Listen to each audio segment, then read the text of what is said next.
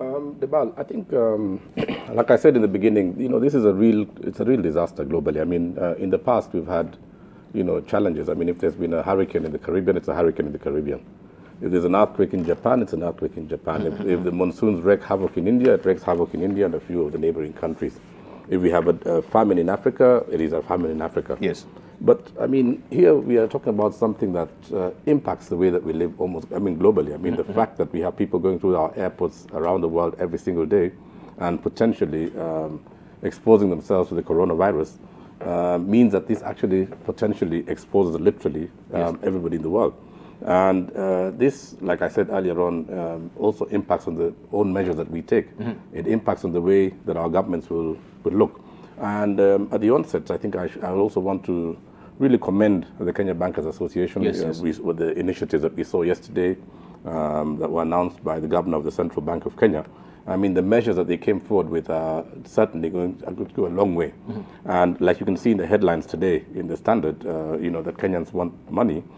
It is important. And yesterday I sat in a meeting that was chaired by the president of the Kenya National Chamber of Commerce and Industry to discuss, the expectations of business in this situation. And my take very much is that we have to be reasonable in the expectations that we have. I mean, we have to realize that we are living in an environment with limited resources. But back to what the bankers proposed, before I go into how I think this scenario is going to play out. Yes. Firstly, I think that maybe two more measures should be put on the table. One should be the possibility of quantitative easement, because in this country now, we acknowledge that there is a very big shortage of funds. Money in circulation is an absolute minimum. So even where rates for money transfer on mobile platforms have been reduced significantly with the telcos and the bankers coming to the party, the reality is that money is in very short supply. So in many economies in the world, I mean, some of the monetary policy measures that have been put in place is a quantitative easement where more money is pumped into the economy to shore it up.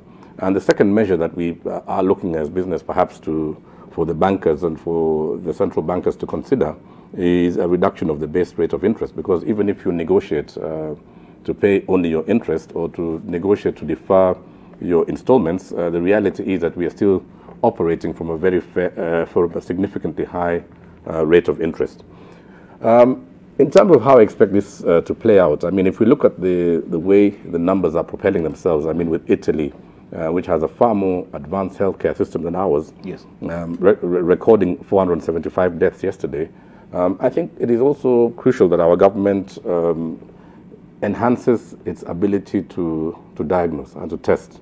I was following what the Minister for Health said 2 days ago and said that I think on that day they had tested 32 people. But testing 32 people is just far too low.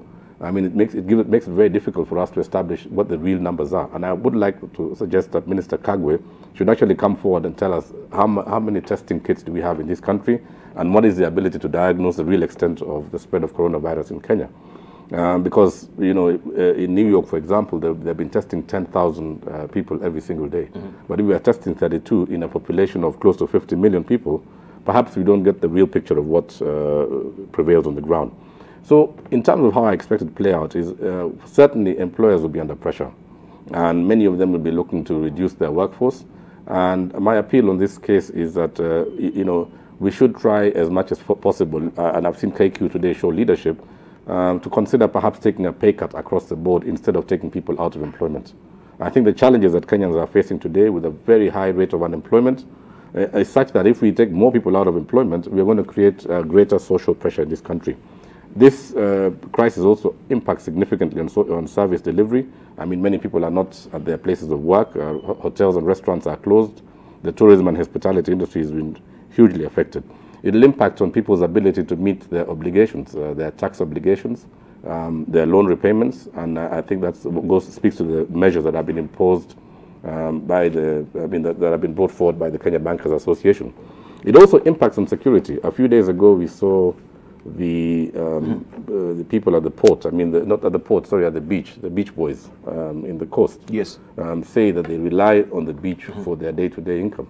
But if today they are not allowed to access the beach and there is no way of them earning their livelihood on a daily basis, I mean, my own take is that you'll see an impact on security in the coast and in many other people who are involved in informal employment. It impacts in the way that we conduct ourselves, our personal hygiene standards. The fact that we've been reminded many times by the World Health Organization, by our government, on the importance of cleaning our hands, on the importance of sanitizing, on the importance of social distancing. I think these are things that we must not take casually. Yes. I mean, watching TV last night, I was a bit heartbroken to see that in some of the informal places of trade, like in Gikomba, Yes. it was business as usual, with people hugging, with people shaking hands, with people conducting their business as if there was no coronavirus. I would also suggest that maybe to avoid businesses and individuals taking advantage of this and going to the banks to say, look, we cannot meet our obligations, because they are also in business. I think we must not look at this from one perspective. The sectors that are most affected need to be profiled so that specific interventions are made for those sectors, as opposed to it being just a blanket assistance.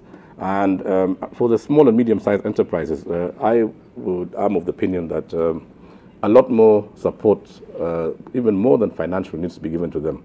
Many businesses, particularly in the small and medium-sized category, do not have the basic tools for contingency planning. I mean, businesses today have to go and prepare business continuity plans to look at the different scenarios in the event that their business is going to a meltdown because of coronavirus. So I think the Ministry of Trade, together with the membership organizations, need to come out with a package of solutions or a toolkit for these businesses in the SME sector so that they can be able to mitigate the impact of the coronavirus.